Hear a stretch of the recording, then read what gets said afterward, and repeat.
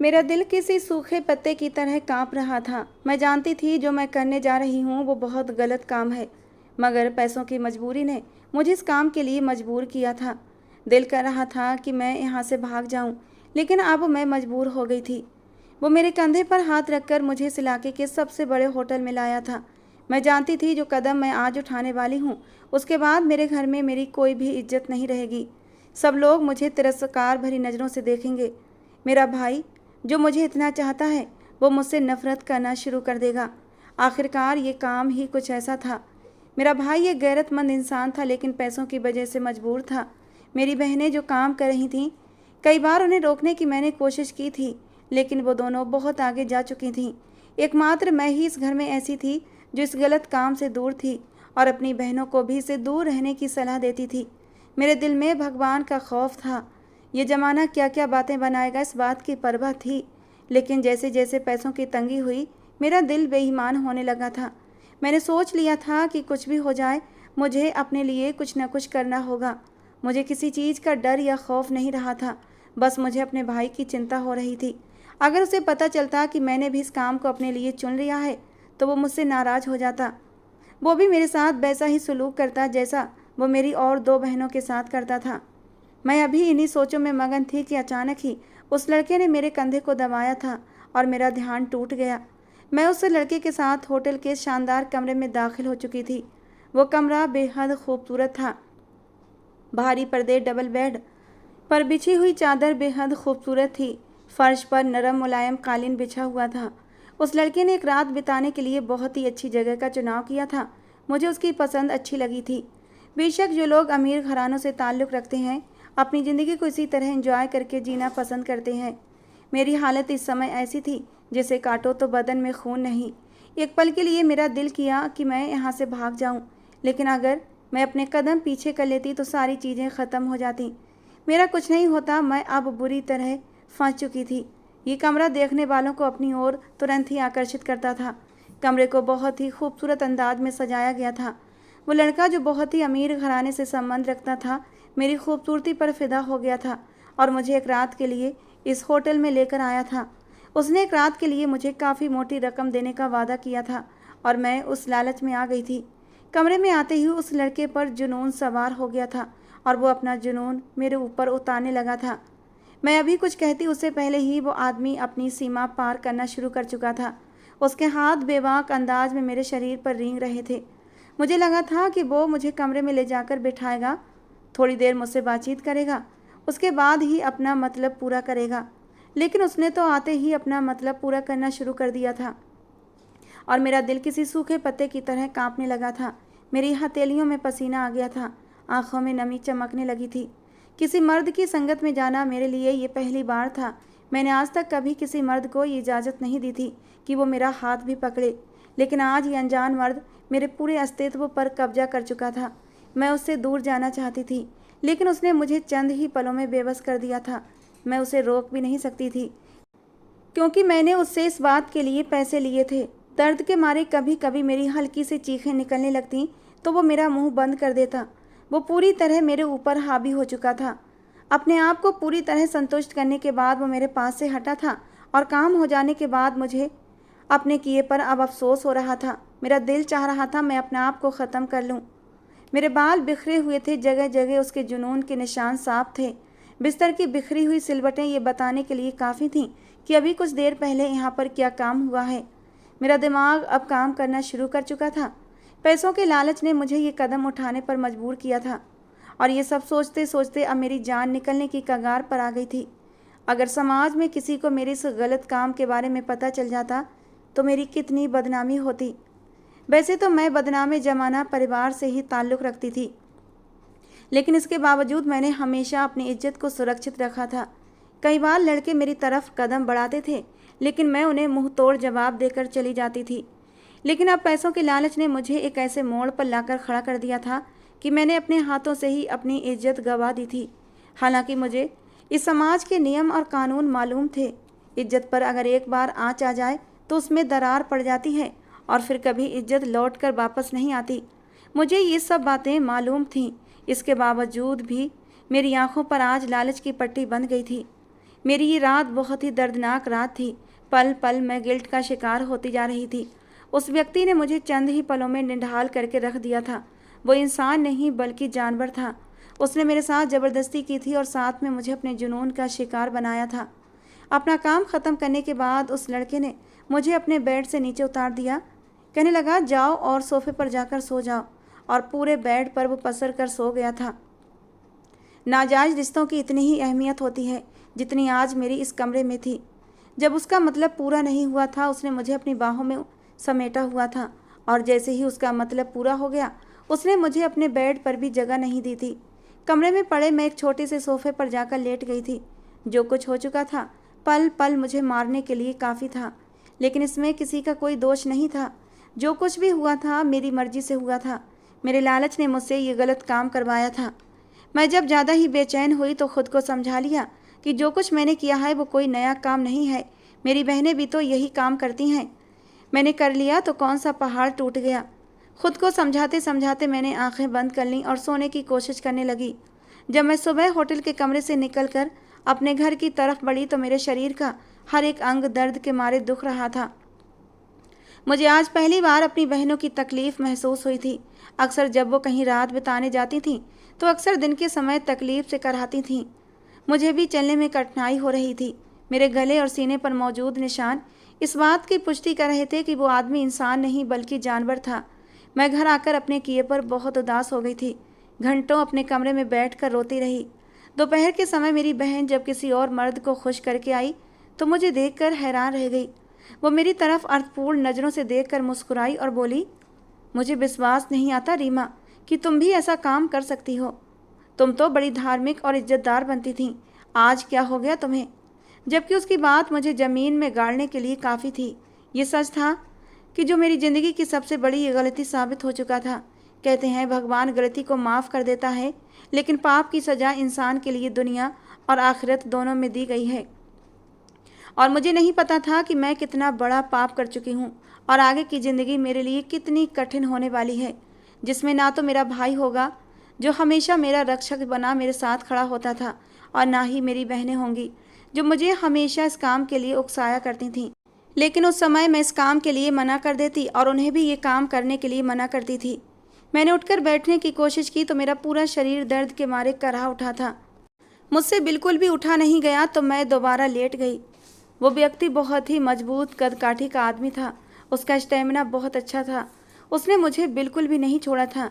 कई बार मैंने उससे दया की गुहार लगाई थी, उसके सामने हाथ जोड़े थे कि बस अब मैं जाना चाहती हूँ, मेरी हिम्मत जवाब दे गई है। तो मजबूत शरीर के मालिक हो और मुझ जैसी नाजुक लड़की तुम्हें सही नहीं कर सकती। लेकिन उसने मेरी एक बात नहीं सुनी, और आखिर वो मेरी बात सुनता भी क्यों? मैं उसकी खरीदी हुई दासी थी। जो उसने कहा उसे मानना मेरे लिए ज़रूरी था। और जब मैं ये काम करके घर लौटी थी तो मेरी बहन मुझे अजीब सी नज़रों से देख रही थी। पहले मेरी दोनों बहनें मुझसे चिढ़ती थीं। वो दोनों अपने आप को बेचकर पैसा कमाती थीं, लेकिन मैं उनके जैसा ये गंदा काम नहीं करती थी। लेकिन आज मैं भी उनके जैसी हो गई थी, और इसी बात पर मेरी बहन खुश हो रही थी।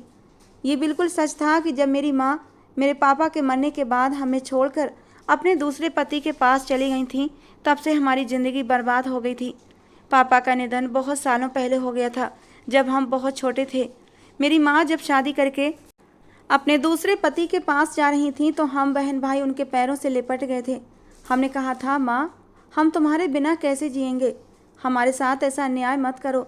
लेकिन उन्होंने हमारी एक गुहार नहीं सुनी और हम 3 बहनों और एक भाई को छोड़कर अपने पति के पास चली गईं। उन्होंने हमें यही दिलासा दिया था कि मैं वहाँ जाकर तुम लोगों को भी अपने पास बुला लूँगी, लेकिन हकीकत कुछ और थी। उन्होंने वहाँ जाने के बाद हमसे कोई भी संपर्क नहीं रखा। हम तीनों बहनें बड़े थे और भाई छोटा था। मेरी बहनें जैसे जैसे बड़ी होती गईं, वे पाप के दलदल में फंसती चली गईं, और इस दलदल में फंसाने वाली हमारी बड़ी बहन थी। वो एक लड़के को पसंद करती थी और उसी लड़के ने उसे इस काम पर लगा दिया था। इसके बाद उसने छोटी बहन सोनिया को भी इसी काम पर लगा दिया। भाई उस समय छोटा था जब बड़ी बहन इस दलदल में फंसी थी। उस समय भाई को इतनी समझ नहीं थी, और जब सोनिया इस दलदल में उतरी तब भी भाई इतना समझदार नहीं था। लेकिन जैसे जैसे भाई बड़ा होता गया उसे इन चीज़ों की समझ आने लगी थी। उसने दोनों बड़ी बहनों को रोकने की कोशिश की थी, लेकिन दोनों बहनें बहुत आगे तक निकल चुकी थीं। उनका वापस पलटना अब नामुमकिन था। और अब जब मुझे पैसों की ज़रूरत पड़ी और मैंने अपने भाई से पैसों की मांग की, तो उसने मुझे साफ कह दिया कि अभी उसके पास पैसे नहीं हैं। मुझे पता था मेरे भाई के पास पैसे होना नामुमकिन है, क्योंकि वो एक छोटे से स्टोर पर सेल्स बॉय का काम करता था। उसकी तनख्वाह मुश्किल से इतनी होती थी कि वो अपना गुजारा कर पाता था। वो अपना खाना और मेरा खाना अलग रखता था। उसका कहना था कि उसने हराम की कमाई का एक पैसा भी नहीं खाना। मेरी दोनों बड़ी बहन ने अपना खाना अलग अलग बनाना शुरू कर दिया था। बहुत जल्द मेरा भाई मुझे लेकर अलग होने वाला था। मेरी दोनों बड़ी बहनों से रिश्ता तोड़ने वाला था, लेकिन उससे पहले ही मैं भी इस दलदल में उतर चुकी थी और आज मुझे बहुत अफसोस हो रहा था। लेकिन लालच ने मुझे कहाँ से कहाँ पहुँचा दिया था। दरअसल मुझे दुबई जाना था। मेरी ज़िंदगी का ये सबसे बड़ा सपना था कि मैं दुबई जाकर नौकरी करूं, लेकिन मेरे पास इतने पैसे नहीं थे कि मैं अपने संसाधनों से दुबई चली जाती या फिर कोई भी नौकरी करके वहां जाती। लेकिन ये सब कुछ संभव नहीं था। लेकिन मैंने इस चीज़ को संभव बनाना था, और इसे संभव बनाने के लिए मुझे केवल और केवल गलत रास्ता ही नज़र आया था। उस आदमी ने मुझे एक रात के लिए बहुत पैसे दिए थे। मेरी बहन मेरा मजाक उड़ाकर जा चुकी थी, जबकि मैं घंटों बैठकर रोती रही थी। मेरे पास अब भी इतने पैसे नहीं हुए थे कि मैं दुबई चली जाती। मुझे 2-4 मर्दों के साथ और रातें रंगीन करनी थीं। उसके बाद ही मेरा कुछ बंदोबस्त हो सकता था। लेकिन मैं नहीं जानती थी ये हरकत मुझे किस पाप के दलदल में धकेलती जा रही है। कुछ दिनों बाद मैंने अपनी बहन से बात करना शुरू कर दिया कि मैं भी इस काम में आगे बढ़ना चाहती हूँ, तो मेरे लिए भी ग्राहक ढूंढ कर लाओ। जबकि मेरी बड़ी बहन ये सुनकर बहुत खुश हुई थी और उसने मुझे यही कहा कि तुम देर से ही सही लेकिन जल्दी समझ गई कि हम सबकी औकात क्या है। जिनके माँ बाप बच्चों को लावारिस छोड़ देते हैं, उनके साथ ऐसा ही होता है। समय का काम है गुजर जाना। मेरी बड़ी बहन ने मेरे लिए ग्राहकों की लाइन लगा दी थी, क्योंकि भगवान ने मुझे नेचुरल सुंदरता से माला माल रखा था। कभी एक रात रंगीन करती तो कभी दूसरे के साथ दिन गुजार लेती। मेरी ज़िंदगी अब ख़राब से ख़राब होने लगी थी।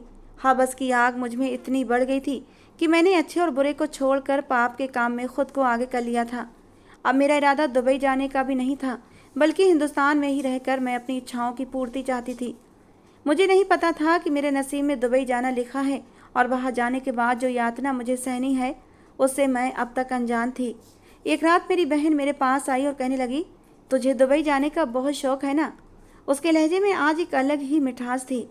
पहले तो मुझे कुछ समझ नहीं आया और मैंने यूं ही सरसरी अंदाज में सिर हिला दिया। मेरी बात सुनकर वो कहने लगी, मैंने तेरे लिए दुबई जाने का बंदोबस्त कर दिया है, लेकिन आज जहां मैं तुझे भेज रही हूं उस आदमी को तुझे खुश करना होगा। और एक बात, वो तेरी वीडियो भी बनाएगा ताकि वो वीडियो दुबई के शेख को भेज सके और वो तुझे वहां बुला सके। अगर तूने अपनी कारीगरी अच्छी दिखाई तो तू जल्द वहां पहुंच जाएगी। मेरी आंखें एकदम चमक उठी थीं। मेरे बचपन का सपना आज पूरा होने वाला था। मैं फ़ौरन ही पार्लर की ओर दौड़ी और वहां जाकर मैंने एक अच्छा सा ट्रीटमेंट लिया और ख़ुद को सजाकर उस जगह पहुंच गई जहां मेरी बहन ने जाने के लिए कहा था। वो घर नहीं बल्कि एक बंगला था। इस जगह को देखकर मेरी आंखें चौंधिया गई थीं। मैंने आज से पहले कभी इतनी खूबसूरत जगह नहीं देखी थी। मैंने बहुत बड़े बड़े होटलों में गई थी, लोगों के फ्लैट्स में गई थी, लेकिन मैं कभी किसी बंगले में नहीं गई थी। और आज यहाँ आकर तो मुझे अपनी किस्मत चमकती हुई नज़र आ रही थी। मैं अभी लॉन्ज में ही पहुँची थी कि एक आदमी मेरे पास आया और मेरा नाम वगैरह पूछने लगा। मैंने फ़ौरन ही ए से लेकर जेड तक अपनी सारी जानकारी उसे दे दी। वो मुझे वहीं ठहरने को कहकर ऊपर चला गया। थोड़ी ही देर बीती थी कि वो आदमी फिर आया और मुझे ऊपर जाने का इशारा कर दिया। एकदम ही मेरा दिल बहुत तेज़ी से धड़कने लगा। न जाने मुझे ऊपर जाना ख़तरनाक सा लग रहा था, लेकिन अगर मैं इतनी दूर आकर लौट जाती तो ये मेरी सबसे बड़ी बेवकूफ़ी होती। मैं ऐसा कोई काम करना नहीं चाहती थी जो मेरे लिए बाद में पछतावे का कारण बनता। मैं कदम कदम चलती हुई ऊपर आ गई थी। बाएं हाथ पर मौजूद वो आखिरी कमरा मेरी ज़िंदगी का कुल अस्तित्व था, मेरे उज्जवल भविष्य का चमकता हुआ सितारा। मैंने खुद को एक बार फिर शीशे में देखकर ठीक किया और उस कमरे में प्रवेश कर गई। मेरे सोचने के बिल्कुल ठीक अनुसार सामने एक शेख बैठा था जो मेरा ही इंतज़ार कर रहा था। उसके सामने शराब की बोतलें भी रखी हुई थीं जिसे वो हर थोड़ी देर बाद लुत्फ़ उठा रहा था। मेरे कमरे में आते ही उसने मुझे बैठ जाने का हुक्म दिया। ज़िंदगी में आज पहली बार मुझे बहुत अधिक घबराहट महसूस हो रही थी। मैं चुपचाप उस आदमी के सामने बैठ गई जबकि वो मुझे इस तरह से घूर रहा था जैसे उसकी आंखें एक्सरे मशीन हों। वो मुझसे अब धीरे धीरे बातें भी करने लगा कि मुझे क्या पसंद है, क्या नापसंद है।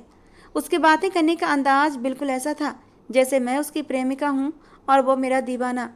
लेकिन मैंने कोई प्रतिक्रिया नहीं दी, बस चुपचाप उसे अपनी पसंद नापसंद के बारे में बताने लगी।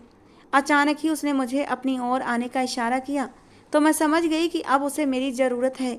इसीलिए मैंने अपना पर्स एक तरफ रखा, दुपट्टा भी अपने शरीर से अलग रख दिया और मैं उसके पास पहुंच गई।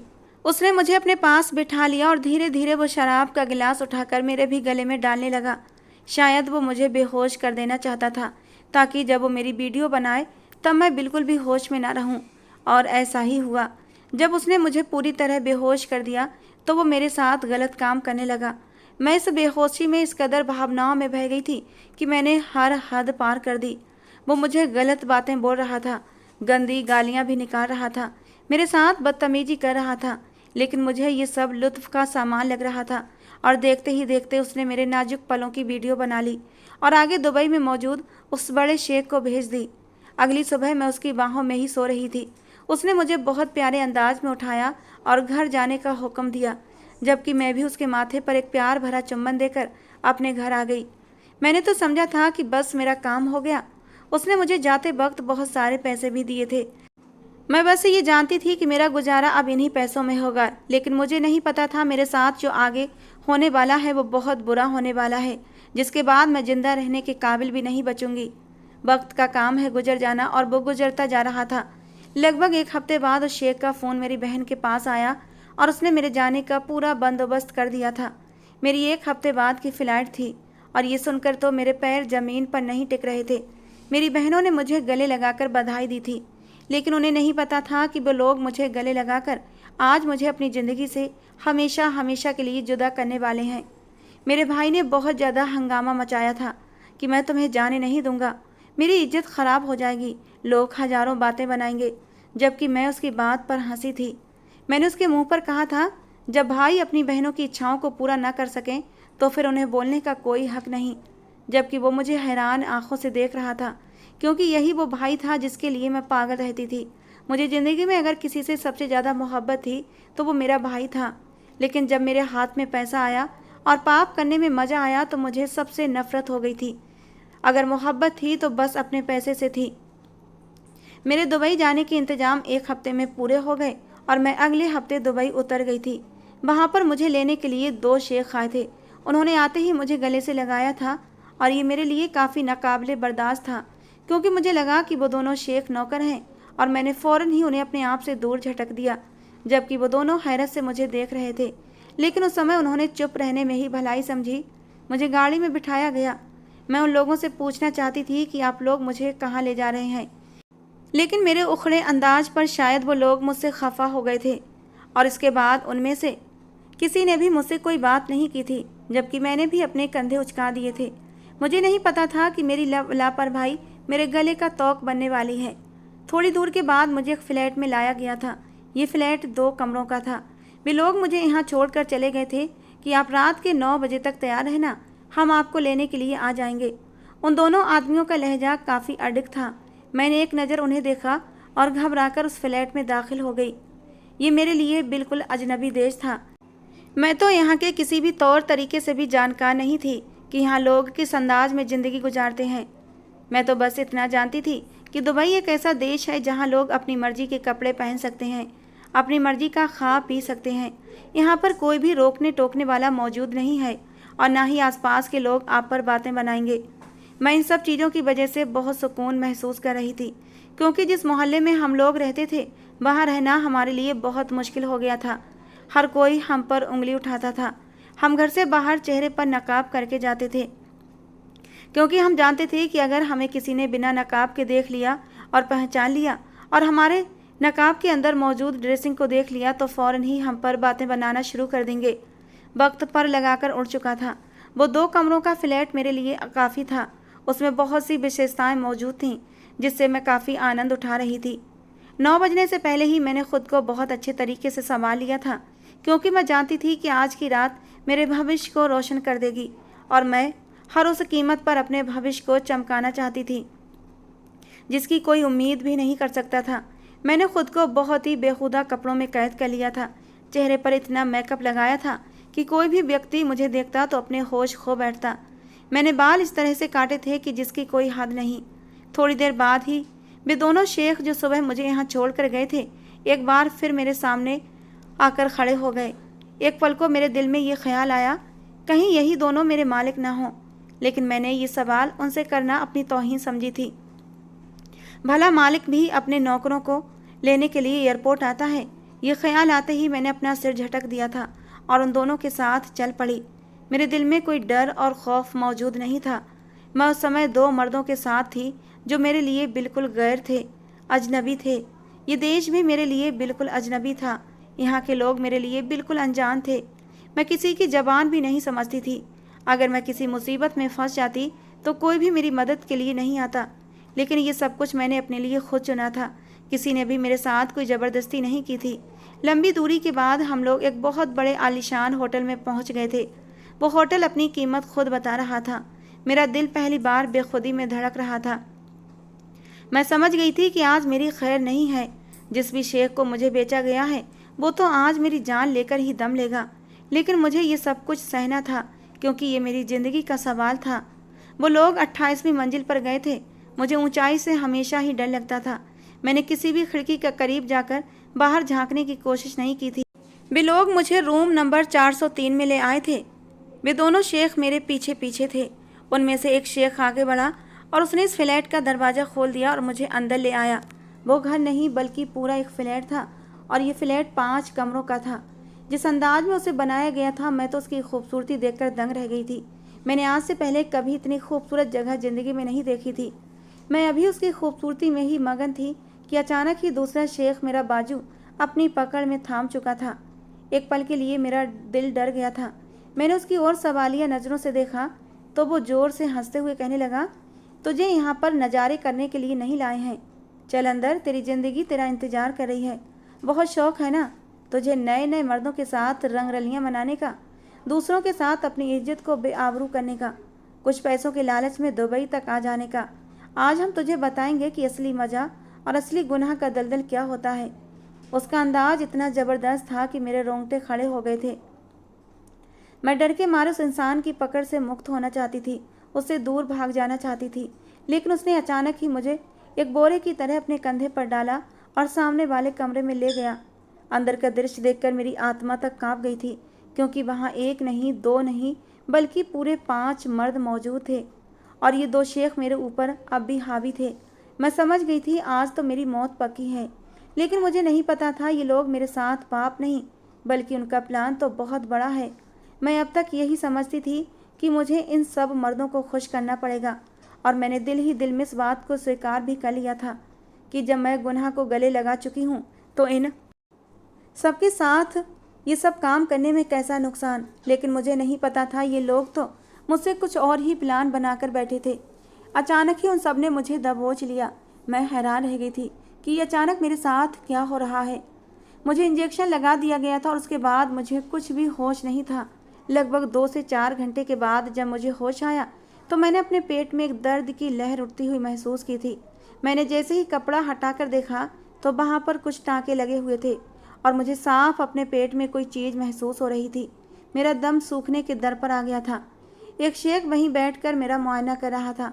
मैंने उसकी ओर देखते हुए तड़प कर कहा, मेरे साथ यहाँ पर क्या हुआ है और मेरे पेट में ये अजीब आपने मेरे साथ क्या किया है।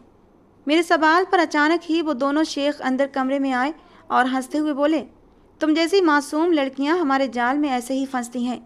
पैसों और नौकरियों का लालच देकर हम तुम लोगों के साथ यही काम करते हैं। जो लोग बिना प्लान के यहाँ आते हैं उनकी ज़िंदगियाँ ऐसे ही बर्बाद की जाती हैं और हमें ये सब करके कोई अफसोस नहीं होता। मैं अपने मुँह से कुछ शब्द निकालना चाहती थी लेकिन उससे पहले ही वो आदमी कहने लगा, तुम्हें आज ही हम दूसरे देशों में भेजेंगे। वहाँ पर तुम्हें हमारे इस ख़ास माल की डिलीवरी करनी है। दरअसल इन लोगों ने मेरे पेट के अंदर कुछ ख़ास सामान की थैली रखी थी जो मुझे दूसरे देशों ले जाकर देने वाली थी। अगर कोई सीधा उनके सामान की डिलीवरी करते पकड़ा जाता तो उसे 10 साल की कड़ी सज़ा हो सकती थी, जो कानून बाहर के देशों में लागू होते हैं। उन्हें अगर कोई मानने से इनकार करे तो उसकी मौत पक्की है। इसीलिए ये लोग कोई छोटा काम करना नहीं चाहते थे। इन लोगों के सामने मैं बहुत चिल्लाई, रोई, लेकिन इन लोगों ने मेरी एक भी फरियाद नहीं सुनी और मुझे जहाज़ में बिठाकर दूसरे देशों में भेज दिया। लेकिन आधे रास्ते में ही मेरी तबीयत ख़राब हो गई थी। इमरजेंसी लैंडिंग के बाद जब मुझे अस्पताल पहुंचाया गया और वहां पर जब मेरा इलाज हुआ तो उन लोगों को मेरे अंदर से वो थैली मिल गई थी और उन लोगों ने मुझे नाजायज़ माल सप्लाई करने के जुर्म में 10 साल की सज़ा सुनाई थी। मैं बहुत रोई थी, चिल्लाई थी कि इसमें मेरा कोई कसूर नहीं है। मैं तो यहाँ दुबई नौकरी के लिए आई थी, लेकिन इन लोगों ने मेरी एक भी बात नहीं सुनी और मैं उन शेखों के बारे में भी नहीं जानती थी जो मुझे यहाँ लेकर आए थे। ये सब कुछ मेरी बहन का ही किया धरा था। आज मुझे जेल में 5 साल गुजर गए हैं और ये 5 साल मैंने जिन यातनाओं में झेले हैं उसके बारे में सिर्फ मैं ही जानती हूँ। आज मुझे अपने सभी किए हुए गुनाह याद आते हैं तो मेरी आत्मा तक कांप जाती है। जिस गुनाह के दलदल में मैं इस उद्देश्य से गई थी कि दुबई आ जाऊंगी, वही गुनाह मुझे कहां से कहां ले आया था। और आज जब कुदरत का इंसाफ देखा तो मेरी आत्मा तक कांप गई थी। मैं इस जेल के अंदर रो रो कर भगवान से अपने गुनाहों की माफ़ी मांगती थी और हमेशा उससे वादा करती थी कि मैं अब मर जाऊंगी, लेकिन ये गलत काम कभी नहीं करूंगी। दोस्तों, आज की हमारी ये कहानी आप लोगों को कैसी लगी ज़रूर बताना। पसंद आई हो तो प्लीज़ लाइक करना। रोज़ एक नई कहानी सुनने के लिए हमारे चैनल को भी सब्सक्राइब करना। मिलते हैं दोस्तों अगली किसी नई कहानी के साथ।